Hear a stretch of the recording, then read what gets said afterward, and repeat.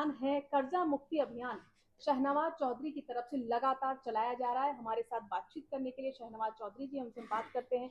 शहनवाज जी, जिस तरीके से इससे पहले भी आपने रामलीला मैदान में काफी लोगों को इकट्ठा किया और लोगों के सपोर्ट में भी आप लगातार उतरे हैं जो कर्जे से परेशान है, आज का जो ये प्रेस कॉन्फ्रेंस था उसका मेन मकसद क्या था? देखिए, आपने तो देखा ही था रामलीला मैदान में लाखों लोग आए थे, तो अभी हम लोग सरकार से बात कर रहे थे, लेकिन सरकार बात करने को तैयार नहीं थी। अब हमने तय किया हम सुप्रीम कोर्ट जा रहे हैं, तो आज हमने सुप्रीम कोर्ट में पीआई लगाई है। अभी आप अगर ये पीछे देखेंगे तो ये डाटा आप देख पाएंगे। लगभग अभी पिछले 1 हफ्ते में 20,000 से ज्यादा हमारे पास फॉर्म आ गए हैं। आज हमने सिग्नेचर कैंपेन चलाया था जंतर मंतर पर। जो लोग भी दिल्ली एनसीआर में जुड़े वो लोग आए। सरकार ने परमिशन नहीं दी, जबकि जंतर मंतर खाली पड़ा हुआ था। फिर भी उसके बावजूद भी 2 घंटे में 3,000 से ज्यादा लोगों ने, 3,500 के आसपास लोग साइन कर चुके हैं और अभी भी हजारों लोग साइन कर रहे हैं। सरकार समस्या को समस्या मानने को तैयार नहीं है और हम बार बार अलग अलग माध्यम से, चाहे वो रामलीला मैदान का कार्यक्रम हो, जंतर मंत्र का हो, या प्रेस कॉन्फ्रेंस हो, या सुप्रीम कोर्ट में पीआई लगाना हो, ये सब माध्यम है सरकार को ये एहसास कराने के कि हम नहीं क्रिएट कर रहे प्रॉब्लम, प्रॉब्लम ऑलरेडी है, हम आपको जानकारी देने। तो कम से कम सरकार इसको संज्ञान में ले।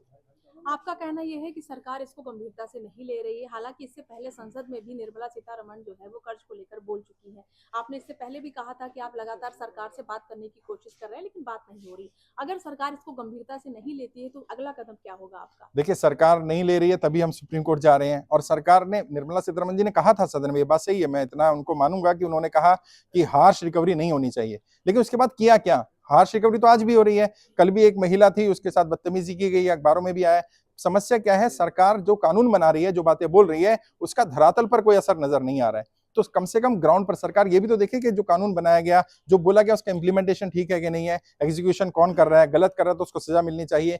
और सरकार को बातचीत करनी पड़ेगी। सरकार बात नहीं करेगी, हम सुप्रीम कोर्ट जाएंगे। सुप्रीम कोर्ट भी मान लीजिए नहीं सुनता है तो हम सड़कों पर उतरेंगे। देश की सबसे बड़ी ताकत कौन है? देश की जनता। जनता के बीच में जाएंगे, जनता को बताएंगे कि भाई आपके जनप्रतिनिधि आपकी बात नहीं सुन रहे, सुप्रीम कोर्ट आपकी बात नहीं सुन रहा, आप तय करो क्या करना है।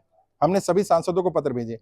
सांसदों का कहना यह है कि हम जनता की कर्जा माफी के लिए सांसद नहीं बने हैं, हम तो जनता, अमीरों के लिए तो कर देंगे, जनता के लिए कोई नियम नहीं है। अरे भाई, जब बड़े बड़े उद्योगपतियों को राहत दिया आपने, कोई नियम होगा तभी तो दी ना, उसी नियम से जनता को भी दे दो। लेकिन जनता को राहत देने को तैयार नहीं है।